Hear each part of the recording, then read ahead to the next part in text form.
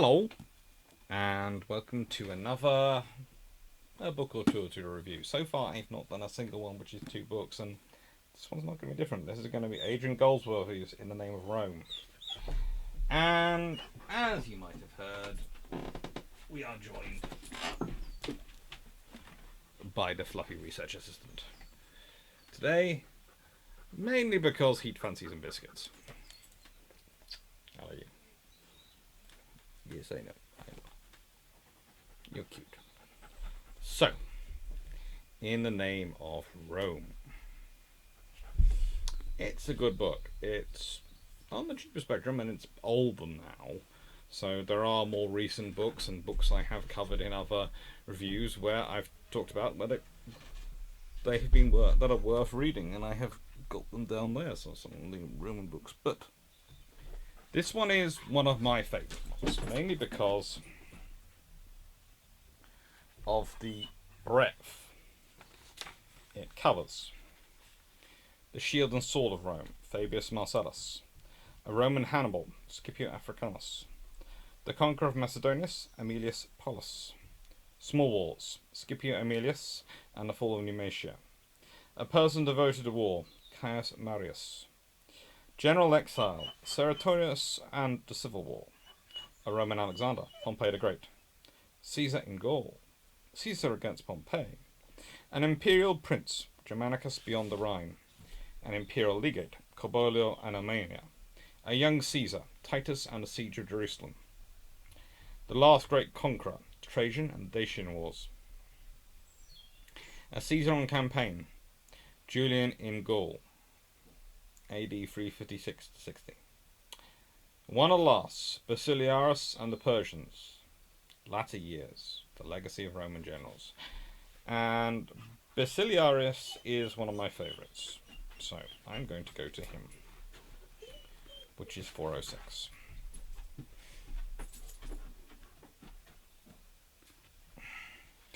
Basiliarus therefore addressed those of his officers who were about him thus: "It is not my wish to disclose to all what I am thinking, for talk carried about through a camp cannot keep secrets. But seeing that the majority of you are allowing yourselves to act in a most disorderly manner, and that each one wishes to be himself supreme commander in the war, I shall now say among you things about which one ought to keep silence, mentioning, however, first that when many in an army follow independent judgments, it is impossible that anything needful be done."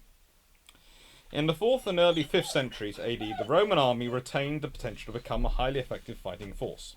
Pitched battles were rarer than they had been during the Principate, for commanders now preferred to defeat an enemy by stealth and manoeuvre without risking such an encounter. Yet when the Romans did choose to fight a battle, they usually won, and at their best, Roman armies proved markedly superior to all their opponents.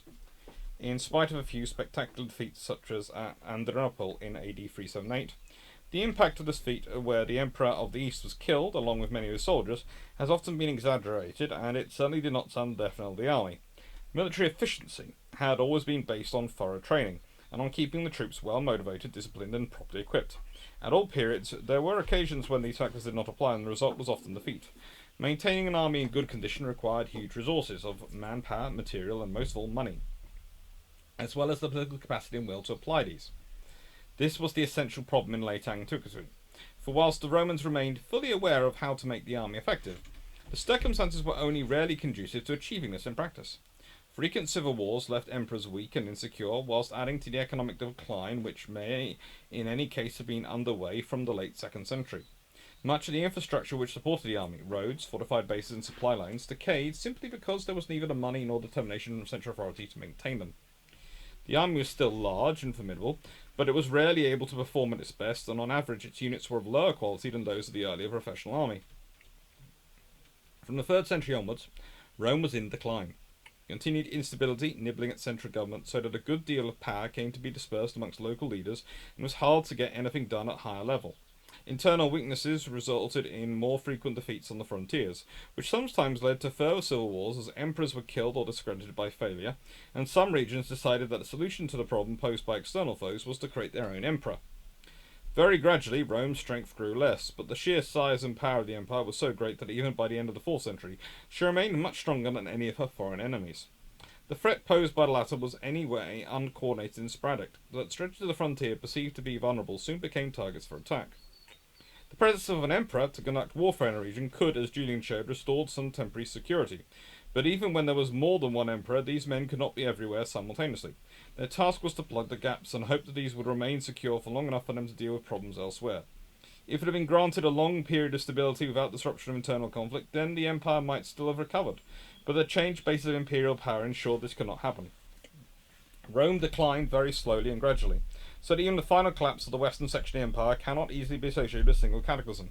Rome itself was sacked by the Goths in AD 410, but these Germanic warriors and leaders were part of the Roman army, and the context was more of civil war than of foreign invasion. The last Western emperor, Romulus Augustulus, was deposed in 476, but most of his predecessors had lacked real power, and the event itself had little impact on the lives of the wider population. During the 5th century, the empire's western provinces went their own way, like Britain, or were overrun and made into kingdoms of Germanic warlords, many of whom had at some time been in Roman service. In this way, groups of Visigoths, Ostrogoths, Franks and Vandals took Spain, Gaul, Italy, Sicily and North Africa. As the Western Empire fell to pieces, the eastern section, with its capital at Constantinople and territory embracing the Balkans, Greece, Asia Minor, Egypt and Syria, endured. In many ways, it was a more coherent unit than the wider empire had become, and it had more secure natural boundaries. To the north, it was a region with a single emperor, which a single emperor could effectively rule, and although sometimes these men chose to appoint a co-ruler, the Eastern Roman Empire, usually by modern convention referred to as the Byzantine Empire, came once again to possess the political stability which so long had been lacking. By the 6th century, it had become rare for an emperor to go on campaign in person, and their willingness to let others command their armies was an indication of greater personal security. Generals' activities were closely watched for any sign of disloyalty, but in most respects the relationship between emperor and field commander had returned to something closer to the conditions of the Principate. Eastern emperors were able to conduct active warfare in more than one theatre simultaneously, in a way that had rarely been possible for centuries. The military resources available had diminished, but were still considerable. In terms of territory, the Eastern Empire was roughly equivalent to its greatest rival, the Sassanid Persians, although the Romans, how the Byzantines fought on themselves, were probably wealthier and had a bigger population. The diminished size of their realm to some extent altered Romans' emperors' attitude towards the outside world, and there's a certain tendency to address the Persian king as an equal, or even brother. This was in marked contrast to the diplomacy of earlier centuries, which had always sought to emphasize Rome's vast superiority over other nations. Yet at least some Eastern emperors continued to nurse an ambition of revival of the empire's former power, and during the reign of Justinian, AD 527 to 65, a concerted attempt was made to reconquer the lost territories around the western Mediterranean. North Africa, Sicily, and Italy were all retaken in a series of campaigns, although the gains had proved to be short-lived. One of the most prominent commanders throughout these operations was Belisarius, a man who received his first experience as a general in the wars on the eastern frontier. Belisarius and the Battle of Dara, AD 530. Belisarius was one of Justinian's Dorophorii, a section of his military household who lived at his expense and were groomed to serve as officers. He was of German extraction, from one of the Danubian provinces, but in cultural terms this probably meant very little. However, he was far more of a professional soldier than the senatorial aristocrats of earlier times, or the academic Julian. In 526, Belisarius and another of the Dorophorii, Citius, were placed in charge of a force sent to raid a region of the Sassanid Empire known as Parasomenia. At first things went well, and the Romans gathered considerable plunder, but it was not long before they were confronted by superior Persian forces and defeated. This operation was part of the sporadic hostility along the frontier in the decades following a period of full-scale war between the two powers. That's 502 to 6. Then hostilities had opened when the Persian king, Cadbades in the Roman sources, in need of money and denied a loan or gift by the Emperor Anastasius, had launched a sudden plundering expedition into the Roman province with a view to making a quick profit. In the end, negotiations led to the declaration of 7 years' peace, probably accompanied by Roman payments and restrictions against either side building new fortifications along the border. The peace proved uneasy, tension increasing still further when in the early 520s Cavda began to impose the Persian Zoroastrian religion on his Iberian subjects, a move perhaps prompted more by politics than conviction, fearing a defection to Rome. The Iberians appealed as fellow Christians for Roman support. Each side was encouraging its allies to attack the other. A further complication arose when the aging Cavda, disliking his oldest son Casiosus, attempted to ensure that he was succeeded by the younger Cosoro. A Persian ambassadors came to Justinian's uncle, the Emperor Justin, asking that he adopt Curso, and so commit himself to ensuring the succeeded his father. Justin and Justinian were at first elated until they began to suspect that Cavada's real aim was to give his son a claim to the Roman throne. Their counter-proposal, a limited adoption of the kind commonly employed for barbarian royalty, which would make a succession impossible, was taken as an insult by the Persians. The Romans' fears, like the original proposal itself, reflected the very different relationship between the two powers which prevailed by the 6th century. Tensions continued to grow until a renewal of open warfare seemed inevitable. Campaigns in this area were dominated by the fortresses, which allowed the control of the surrounding area. Battles were rare. Most of the fighting consisted of raids like the one Belisarius, and strongholds provided secure bases from which they could be launched. In 505, the Romans began the construction of a new fortress at Dara, some 15 miles away from Persian-held Nisibis. Its existence was resented by the Persians after peace had been declared, especially as the Romans gradually increased the forces stationed there. Other moves to construct new frontier strongholds or to concentrate troops near the border were seen as equally provocative. Sometimes, as when the Romans occupied 2 forts on the Iberian border in about 527, the Persian reaction was enough to force their evacuation. In 528, Belisarius was tasked with building a fort in Mindius. A place which cannot be precisely identified was evidently not far from Nisibis. This position also proved untenable in the face of strong enemy reaction, but it may be that this operation was in any case intended to distract the Persians from an ongoing program of strengthening Dara.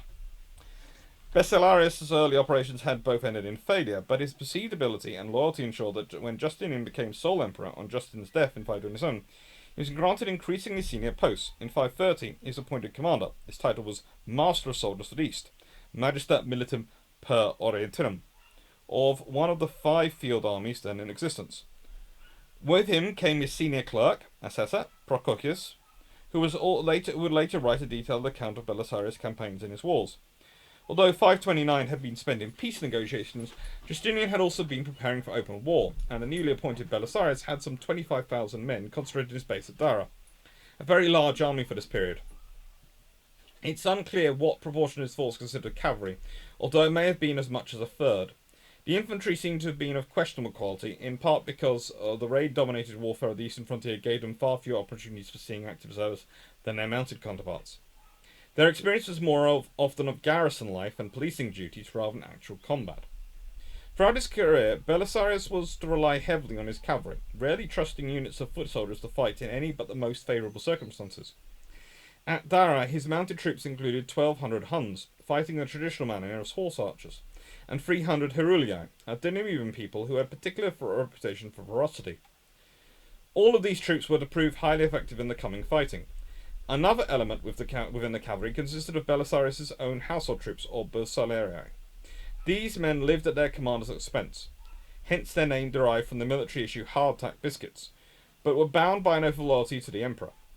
It is unclear how many of these men Belisarius had at Dara, although in later years he would have a force of about 1,000 men following him on campaign. They were heavy cavalry, the rider, though probably not the horse, armoured, and equipped with both a spear or 2-handed lance and a composite bow. Belisarius' Bersaglieri were especially well trained, even by the standards of such picked troops. In June, an even bigger Persian army advanced against the Romans, the main thrust of a 3-pronged attack which was being mounted by cavalry. It numbered some 40,000 men, and was under the command of a man named Peroz, or Pyrrhus, Perozes in Greek, who was a member of the Mirhani house, an aristocratic family which produced so many Persian commanders that the Romans had come to believe that Miran was an actual rank. Like the Roman army, its strength lay in its mounted troops, for most of the Persian infantry were poorly equipped and badly motivated levies, in most circumstances even less effective than their enemy counterparts. Before the main part of the battle, Peroz was reinforced by 10,000 men from the garrison of Nisibis, but these do not appear to have been markedly better troops. The Persian cavalry was almost entirely heavy, consisting of catrafacts, with both horse and men heavily armoured. They were armed with bows and generally showed a preference for fighting at a distance, but were also willing to close and fight hand to hand when necessary. Peroz also had the Immortals, named after the royal bodyguard of the King of Kings in the days before Alexander had shattered the Persian Empire, as an elite cavalry reserve. It's unclear whether all 10,000 of these men were with the army. Doubtful. They're the bodyguard. I doubt that all of them are there. Besides, 10,000 is a rather nice round figure. In my experience, you rarely have a nice round figure of effectives.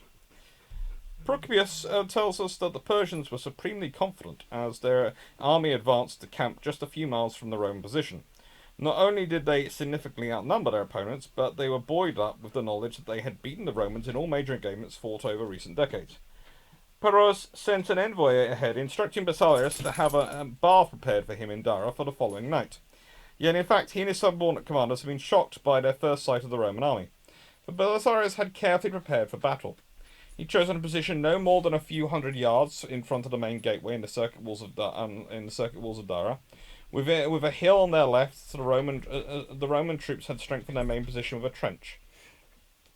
In the centre there was a straight ditch, at each end of which another ditch ran back at 90 degrees to connect with the other straight trenches running parallel with the first.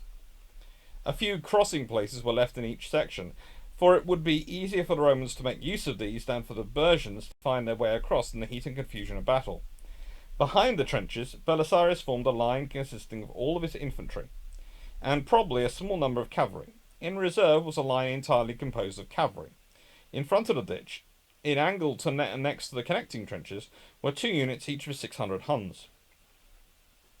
Those on the left were led by Sinicus and Adrian, whilst the group on the right was under the command of Simmias and Ascan. All 4 of these men were themselves Huns and also members of Belisarius' household Doroforia. The remainder of the Roman cavalry was divided between the 2 wings. On the left, these were led by Buzus and Pharas, who commanded the Herulia. 5 commanders are given for the horse on the right wing, namely John, son of Nesertius, Cyril, Marcellus, Germanus, and Dorophus. The Roman formation was geared towards to receive a frontal attack, and with the walls of Dara so close behind them, such an attack was the only viable option open to Peroz if he wished to take the city. No siege could begin until the enemy army had defeated. Roman soldiers were seen as undisciplined by the Persians, yet the trenches would prevent the bulk of the enemy from being lured forward into open country, where Peroz could overwhelm them with superior numbers. Earlier Roman armies had made use of fieldworks to protect position. Both Sulla and Julius Caesar had on occasion protected their flanks with trenches, ramparts, and forts, but there is no real parallel to Belisarius' decision to protect almost entire frontage in this way. In earlier conflicts, such a move would have deterred most enemy commanders from attacking at all, but Peroz had few alternatives. He had been ordered by Cavda to take Dara, and had been given over half of the total number of troops dispatched against Rome to permit him to achieve this. Therefore, he would encourage his men before the battle by telling them that the Roman trenches were an indication of the deep fear of the Persians. It's always good to have defences that you can point as deep fear of you.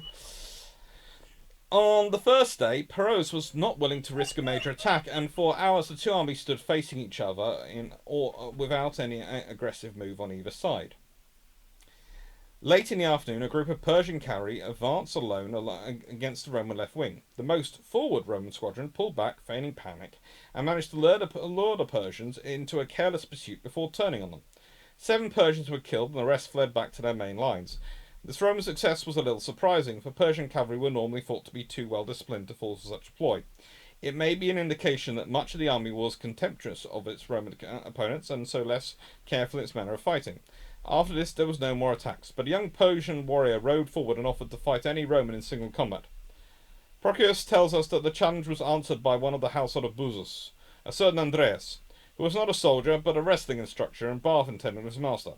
Even so, he was evidently armed and equipped like a cavalryman and in close attendance on Buzus. Andreas killed the first challenger with disdainful ease and followed his success by defeating a second, more experienced warrior who came forward soon afterwards. His victory produced a great cheer from the ranks of the Roman army. It was late in the day and the Persians soon began to withdraw. As night fell, the Romans marched back to their billets in Dara, cheerfully singing songs of victory. The next day was spent in exchanges of messages, the Romans trying to persuade the Persians to withdraw and being accused of faithless and spy Peroz, who had later ordered their letters to him to be fixed to his standard. So on this day that Peroz received the reinforcement of 10,000 men from Nisibis. Negotiations having failed on the following morning, both commanders addressed their men. Come in. I know, people are out there, but you can't go join them. I'm not allowed to go join them, so you're not allowed to go join them. I would kill the plants, and you would dig them all up, because that's what you like to do. Good fluff. Come, up you come. Come, up and up. There you go.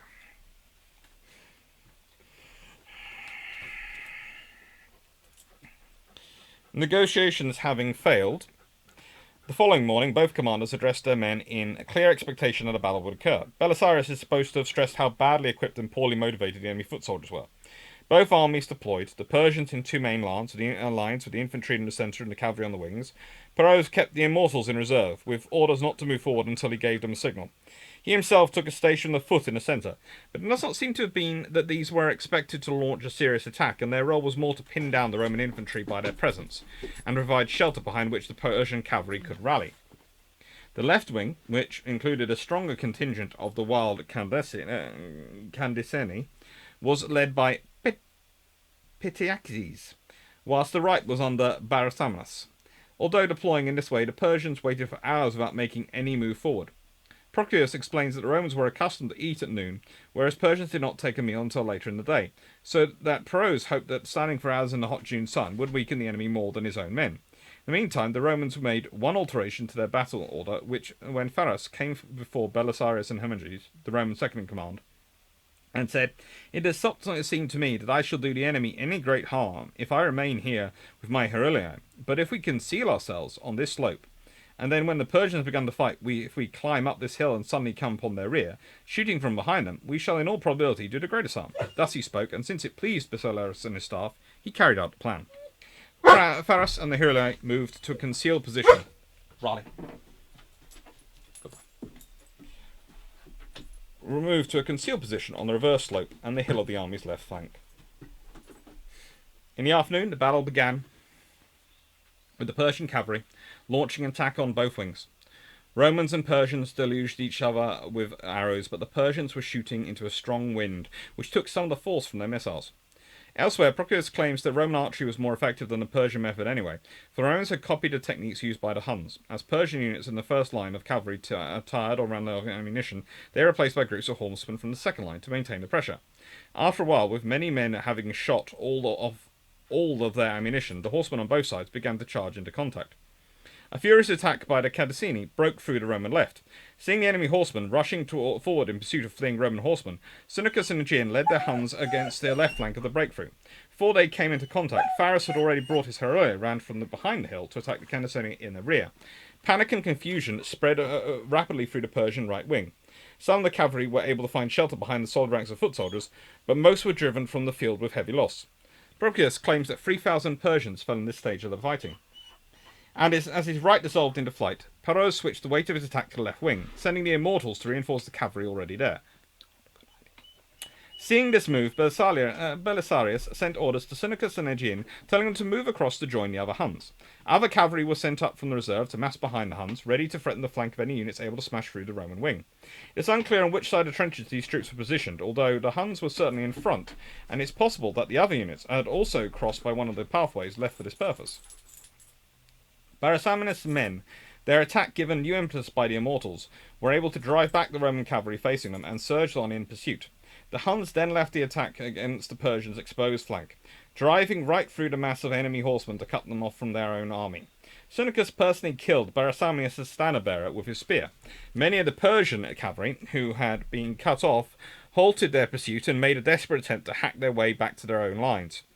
At the same time, Barsamanas led a group of Immortals in an effort to recapture his standard. Attacked by Roman cavalry from several directions simultaneously, the Persians had little room to maneuver and could not charge without exposing their flank or rear to an enemy.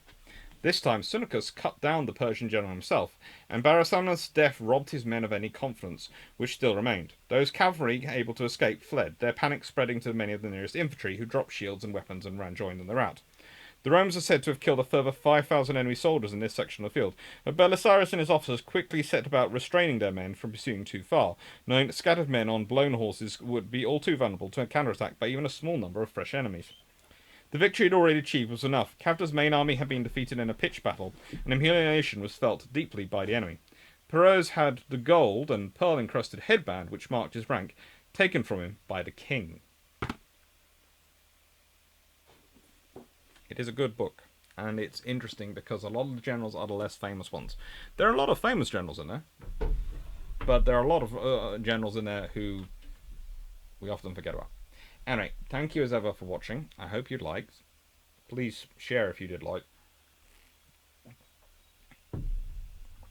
as well as pressing the like button down there. And thank you to everyone who's joined the Discord. Thank you to everyone who's a patron and gets to suggest and vote for topics for the lives, because that's cool. Thank you to everyone who's joined the channel as well as subscribed, so that they can have the emojis and all those other things. I'm, as I have said on previous videos, some people wish to support the channel but didn't wish to be join Patreon because they don't like them for some reason, and so I set up the ability to join the channel as well as having the Patreon. To be honest, I'm happy having both, although I have both set up in a slightly different way, and I do hope at some point to be able to merge them to an extent. But that's a bit of a way off, I think, because it depends on Google, YouTube, and Patreon talking to each other. Who knows? Anyway, thank you very much to everyone who's watched, and thank you to everyone who supports the channel, who supports my burgeoning book addiction, which has always been there, but it is now getting even more. And thank you to everyone who supports my research and allows me to be an early career researcher. Thank you. Have a nice day. And as ever, link to this book is down below. Take care.